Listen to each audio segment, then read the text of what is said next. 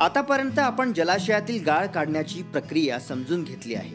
या संपूर्ण प्रक्रियेत आपल्याला काही तांत्रिक घटकांची जाणीव असणे आवश्यक आहे. चला हे अधिक चांगल्या प्रकारे समजून घेऊया.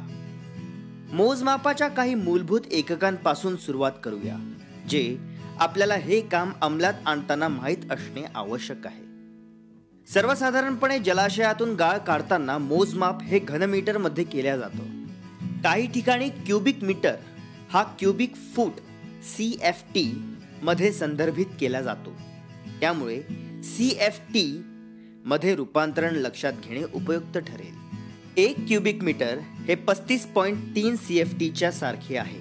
त्यामुळे जर जलाशयातून 10,000 क्युबिक मीटर गाळ काढला गेला तर त्याची गणना 3.5 लाख CFT केली जाऊ शकते.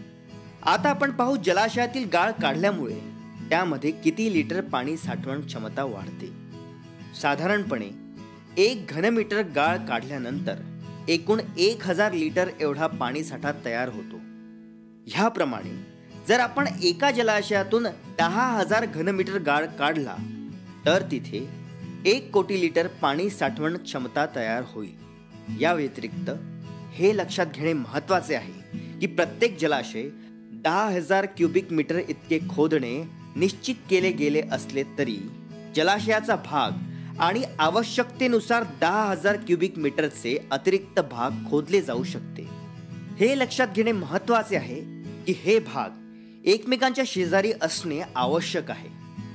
सरकारी संस्था आणि त्यांचे अभियंते खोदण्यासाठीची ही क्षेत्रे मार्क करतात आणि इतर अंमलबजावणी संस्थेद्वारेही असे केले जाऊ शकते. त्यामुळे योग्य नियोजनाद्वारे आपण आपल्या जलाशयांचे यशस्वीरित्या पुनर्जीवीकरण करू शकतो.